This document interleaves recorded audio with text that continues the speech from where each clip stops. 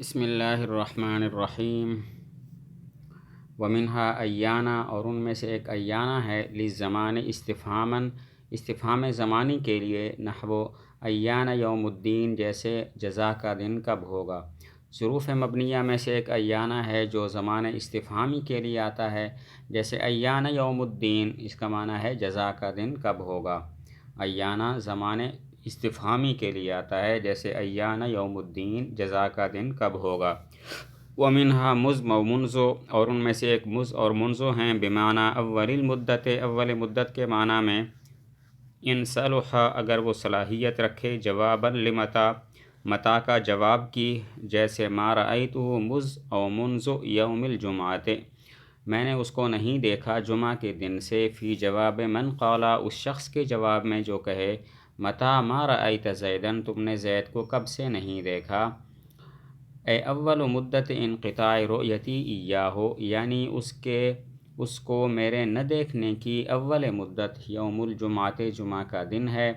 وبمعنی جمیع المدت، اور جمیع مدت کے معنی میں آتے ہیں، ان صلح جواباً، اگر صلاحیت رکھے کم کا جواب کی، جیسے ما رأیتہ، میں نے اس کو نہیں دیکھا، مز او منذ یومان، 2 دن، فی جواب من قالا، اس شخص کے جواب میں جو کہے، کم مدتاً ما رأیت زیدن، کتنا عرصہ تم نے زید کو نہیں دیکھا۔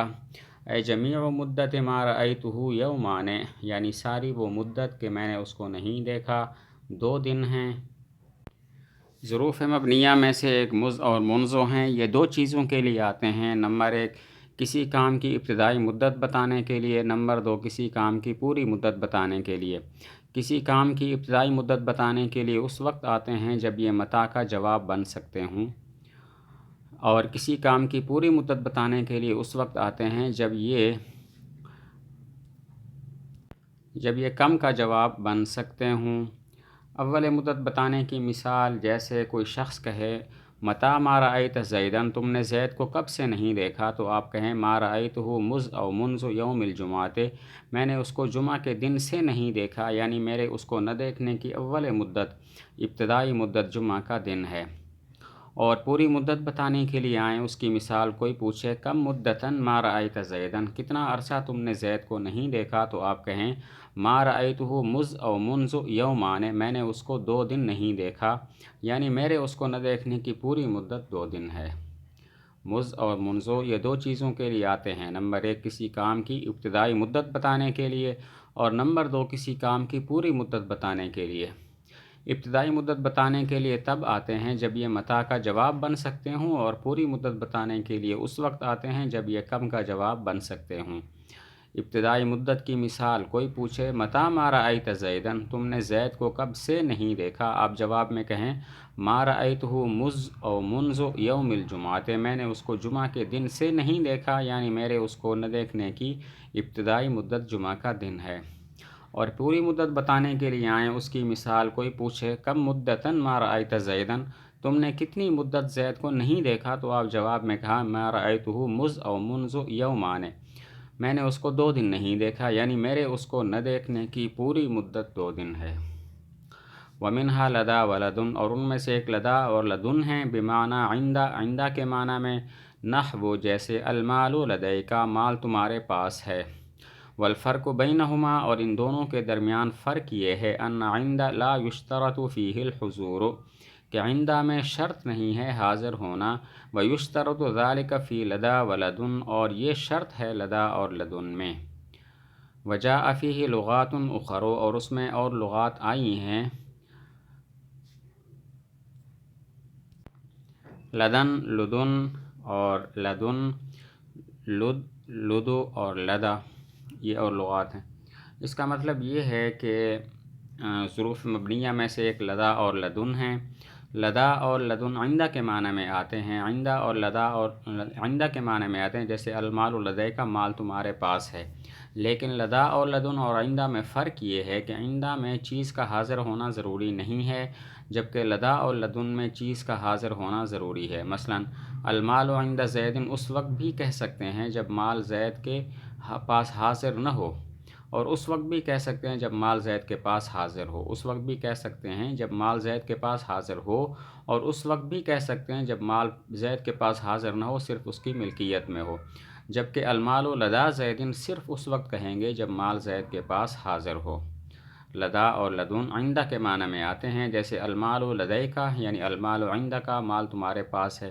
عندہ اور لدا اور لدن میں فرق یہ ہے کہ عندہ میں چیز کا حاضر ہونا ضروری نہیں ہے، اور لدا اور لدن میں چیز کا حاضر ہونا ضروری ہے۔ مثلا المال عند زیدن اس وقت بھی کہہ سکتے ہیں جب مال زید کے پاس حاضر ہو، اور اس وقت بھی کہہ سکتے ہیں جب صرف ملکیت میں ہو اور مال اس کے پاس حاضر نہ ہو۔ لدا اور لدن المال لدے کا صرف اس وقت کہیں گے جب مال زید کے پاس حاضر ہو۔ باقی لدا اور لدن میں اور لغات بھی ہیں جن کو بیان کیا گیا ہے۔ ومنہا قطو، اور ان میں سے ایک قطو ہے ماضی منفی کے لیے، نحو جیسے ما رأیتہ قطو میں نے اس کو کبھی نہیں دیکھا، اور ان میں سے ایک عوضو ہے للمستقبل مستقبل منفی کے لیے، جیسے لا اضربہ عوضو میں اس کو کبھی نہیں ماروں گا۔ ظروف مبنیہ میں سے ایک قطو اور عوضو ہیں۔ قطو ماضی منفی کے لیے اور عوضو مستقبل منفی کے لیے آتا ہے۔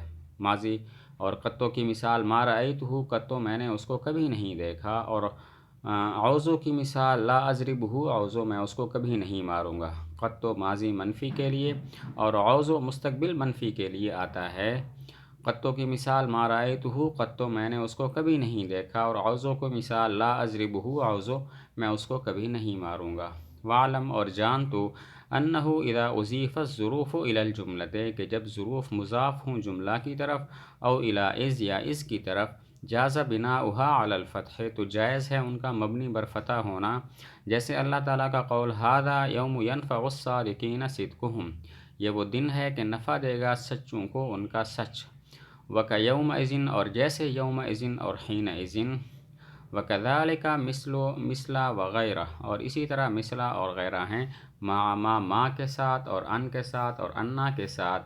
تقولو تم کہو گے ضربتہ ام سے، میں نے ضربتہ مثل ما ضرب زید میں نے اس کو مارا مثل زید کے مارنے کے، ضربتہ غیر ان ضرب زید میں نے اس کو مارا سوائے زید کے اس کو مارنے کے۔ ومنہا ام سے اور ان میں سے ایک ام سے ہے کسرہ کے ساتھ اہل حجاز کے نزدیک۔ ایک فائدہ بیان کیا کہ جب ظروف جملہ یا اذ کی طرف مضاف ہوں تو ان کا مبنی بر فتح ہونا جائز ہے۔ جملہ کی مثال ھذا یوم ینفع الصادقین صدقہم، یہاں پر یوم ینفع جملہ کی طرف مضاف ہے تو اس کو یوم بھی پڑھ سکتے ہیں، اور اذ کی مثال یومئذ حینئذ، یہاں پر یوم اور حین ظرف ہیں اور اذ کی طرف مضاف ہیں۔ اسی طرح مثلا اور غیرہ جب ما ان اور انا کے ساتھ ہوں تو مثلا اور غیرہ کا مبنی بر فتح ہونا بھی جائز ہے۔ مثلا کی مثال ضربتہ مثل ما ضرب زید، اور غیرہ کی مثال ضربتہ غیر ان ضرب زید۔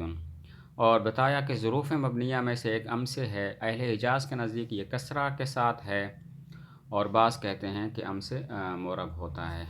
تو ایک فائدہ بیان کیا کہ جب ظروف جملہ یا اس کی طرف مضاف ہوں تو ان کا مبنی بر فتح ہونا بھی جائز ہے۔ جملہ کی مثال ھذا یوم ینفع الصادقین صدقہم، یہاں پر یوم ینفع جملہ کی طرف مضاف ہے لہذا اس کو فتح پڑھ سکتے ہیں۔ اور اذ کی مثال یومئذ اور حینئذ، اس میں یوم اور حین ظرف ہیں جو اس کی طرف مضاف ہیں۔ مثلا اور غیرہ جب ما ان اور انا کے ساتھ ہوں تو ان کا مبنی بر فتح ہونا بھی جائز ہے۔ مثلا کی مثال ضربتہ مثل ما ضرب زید، اور غیرہ کی مثال ضربتہ غیر ان ضرب زید۔